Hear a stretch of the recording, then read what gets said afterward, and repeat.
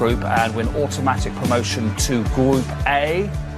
Greece comes second after beating Finland by 2-0. The Republic of Ireland were going to finish third, whatever happened at Wembley today, and Finland are relegated. Let's hear from the England skipper then, Harry Keane, is with Gabriel Clark.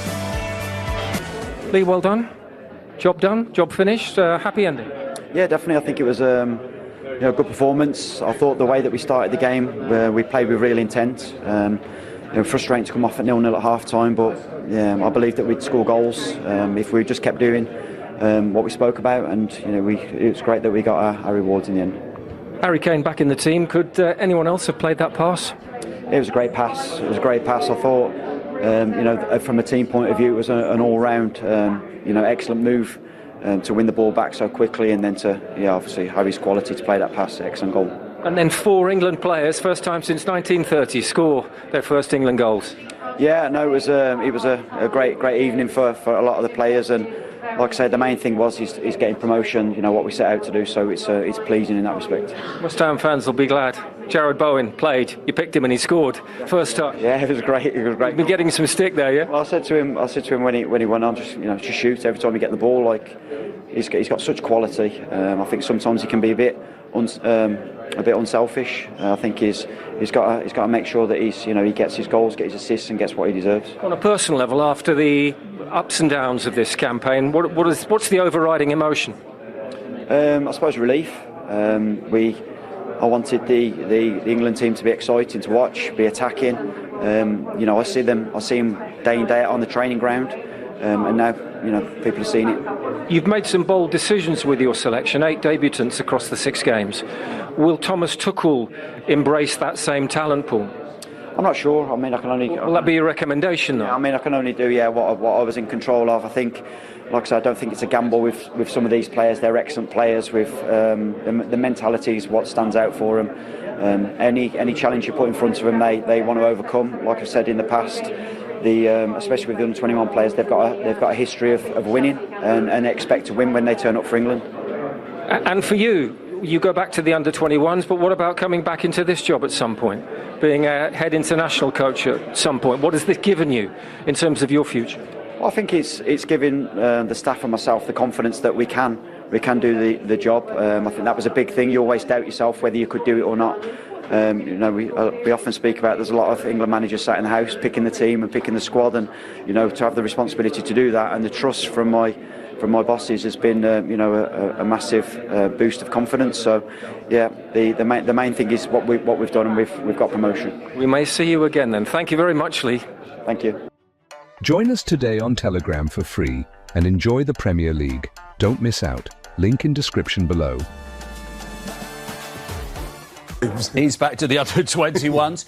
If we go back to September in Dublin and National Anthem Gate and all that, how much of a better position has Lee Carsey left England in for Thomas Tuchel than then? It's a brilliant position, fantastic position, especially when you talk about the debutants, how well they've all done. We've mentioned that. I think that gives Tuchel the time to be able to say, right, I've got those. He would have to probably go out and look himself, try and find us maybe a Harwood Bellis and so on, instead of now Lee Carsey's put that in there and said, right, you've got all that to work with, because when he does come, he's going straight in, so he doesn't want to be, oh, God, go and find him, I've got to find him. He's got that in place already. And that's the joy of an under-20 comes to 2025. England will be drawn in a World Cup qualification group of 5 teams now. So that's 8 home and away qualifiers in March, September, October and November next year. So it's all done and dusted in the calendar year of 2025. And the Irish are in the Nations League playoffs, probably against one of Slovakia, Kosovo, Bulgaria or Armenia. And after that, there'll be in a World Cup qualification group of 4 teams. So 6 home and away qualifiers in September, October and November. How does he look at this? Hey, Michal Grimson, what's happened? Well, it's going to be tough. Still tough days ahead for Ireland. You need your top players turning up. In the first half, they were excellent, but as soon as they got the sending off, obviously they lost that belief and confidence. But they've got some playoff games coming up, and fingers crossed. But you need people like Kelleher, Ferguson playing regularly in the Premiership. That will only help Ireland in the bigger picture in international football. But it's still, I think, some tough days ahead. Yeah. But some excitement when it comes to the World Cup qualification, that, you know, whatever happens in the Nations League playoffs... Yeah, of course, you have to be people upbeat. really yeah, you have energised. to be upbeat. And I think there is a feel-good factor to the group of players for the first half tonight and for the manager and the staff. And we need the Irish people, the fans getting behind them. And to be fair to the Irish fans tonight, listen, they're stuck at it till the end. It's tough to swallow, but... Listen, fingers crossed, some good days ahead. This is what the FA wanted, wasn't it? Thomas Tuchel coming in, not worrying about playoffs, going straight into World Cup qualifiers. Yeah, and it's justified their approach, we've got to say. It has. Yeah, now hopefully Thomas Tuchel, we know what he's capable of. We saw what he's done. Like I said, in 20 months with Chelsea, he's got 18 months with England, and hopefully he can get these guys over the line, because that's the only thing we haven't done. Yeah, I mean, the challenge for him is absolutely black and white. He hasn't got to worry about St George's Park or the under-21s or the age groups. You come in and do what no one's done since 1966, please. And if you listen to some of his media stuff, I think that seems to suit him. I think he likes the idea of maybe getting in for a couple of years, and that's his target, like knockout football. I think it kind of suits his personality. And England have got some brilliant, talented players. It's his job just to try and bring it all together. Yeah. But obviously the next World Cup will be different because of the conditions and the heat, etc. What would your overview be? Because at half-time it was a bit plodding, as we said, from England. But as Gabriel said, his pass opened up the second half in quite a dramatic fashion. Yeah, it did. And, you know, you have to say from Ireland's point of view, you know, the sending off made a massive difference. Obviously the game opened up once that happened. Spaces appeared. But like Roy was saying in the first half, the quality wasn't there with the end ball. Some of the quality was lacking, but that, for me, was the world-class moment in that game. That pass from Harry Kane to Jude Bellingham. So much of a difference that it went from 0-0 to 5-0 in 26 minutes. Yeah, that's the only downside for the manager. They're always up against it. Sending off has a huge effect. But obviously, the right decision and then the penalty. And they lost belief very, very quickly. Lost a bit of confidence, and then they conceded 3 goals in 6-7 minutes or whatever. Yeah, it was a long way back from them, and they conceded 2 or 3 from set pieces. But yeah, hugely disappointing when you think where they were at half time. But we said again at half time, if England showed a little bit more quality, they're sending off, and the real lack of belief from Ireland after going a goal down. Yep. 3 goals in 5 minutes and 36 seconds, starting with Harry Kane's pass. And he has shown over the last 2 or 3 years, whatever we were saying about him in the first half and stretching the game or whatever, he's got this ability, hasn't he, to pass the ball. Yeah, but then the thing, if you've got Harry Kane who's not going to be in there, then you need Jude Bellingham doing that. But like, that pass is what you take. Yeah, you get that from Trent Alexander-Arnold. I think O'Dowd could be in a bit tighter there. Of course, yeah, it should be. The ball and the pace of the ball, Roy, is fantastic. Yeah. When you watch this, well, you can see the way he cuts across. Again, not many players can do that. It's just pure quality. Ireland were just caught out a little bit. Huge moment, start of the second half. Penalty, the sending off. Kane was never going to miss it. A long way back. You know, Jude, but the penalty, I never fancy this man to miss. This is why I look at that and I think back at France. I think back to France. That's the last one he missed. He's got 23 in a row since for club and country. Absolutely, because he doesn't miss them. And then after that, suddenly we get a bit of a Newcastle combination here. But this is poor defending. So we talked about earlier, but we don't. The crosses into the box don't have to be that brilliant. Just into the right areas. Yeah. Again, nice powerful play. Not a great ball. Poor from Ireland again. Concentration. They're probably still recovering from the first goal. I think you look at this bit here, Roy. Them two there. The communication. Not great. It's calm finish though, isn't it? Easy to. Because you just guide that in there. Yeah, you don't need to smash it. Just get the guy on, put it on target. And that's where he needs to improve, Gordon. That's where he needs to improve. But lovely technique, and you can see what it means to these players, obviously. And what England do, to be fair to them, we said in the first game against Ireland, they relaxed. They kept at it. They didn't leave Ireland off the hook, absolutely nowhere. Disappointing to concede a set piece. Another set piece, Again, good delivery. And they had a couple of warnings in the first half when Walker got a couple of opportunities. But I think Ireland are gone here. You look at the body language, they're all on their heels. They feel like it's... I bet they don't win the first header. The first one. It's just a combination of mistakes and it just leads to the goal there.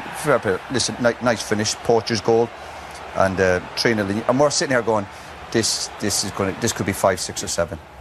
What you think he adds that's a little bit different to what was out there, Madueke, Gordon, and the other England wingers who aren't here? Both, obviously, Gordon and Madueke are very good, running with it at pace. Jared Bowen, he has got the same pace, he's got that same directness, but there seems to be a little bit more quality about him when he cuts inside like he does, or if he finds himself in a position like we found him on the edge of the box. You watch him at West Ham, very direct, very good with the ball, you know what I mean, whether he's going back or... But it's the way he pulls off. This is something they've worked on, I believe.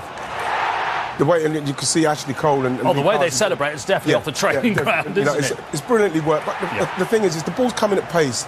he just kept it. He just really, kept that ball low, got his knee over it and finished it really. And just really for yourself and the Irish players here, where they're really on the ropes, though, and they see players like Bowen coming on, who want to put a marker down. What about this ball here? And this is almost as good as Kane's ball.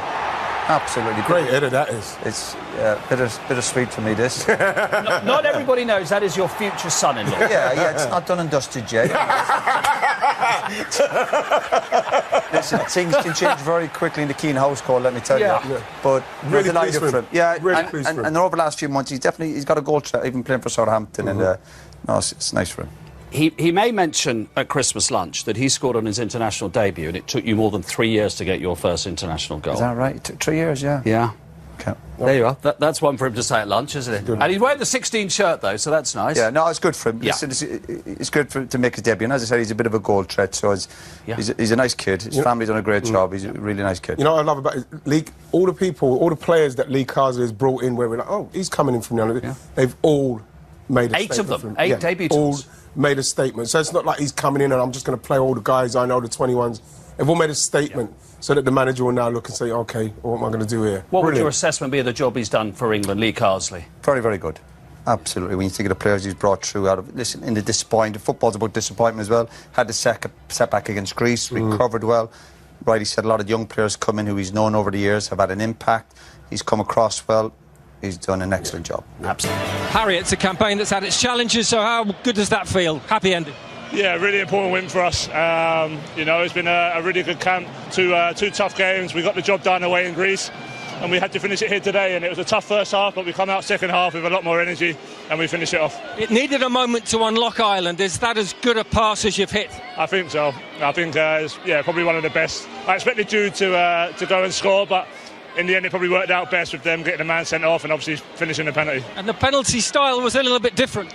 Yeah, I've been working on that. It's something I've added to my penalties over the last year or so it was nice to see it pay off. And then 4 players get their first goals for England. Yeah, amazing. We spoke a lot about in the week about opportunities for new lads, opportunity for lads who have been here and not quite got the minutes, and they showed out there why they're here, and a couple of great finishes. It was nice for Jared to come on and score straight away, so that worked pretty well as well. Lee Carsley has given players a chance, widened the talent pool. Do you think Thomas Tuchel will see it that way?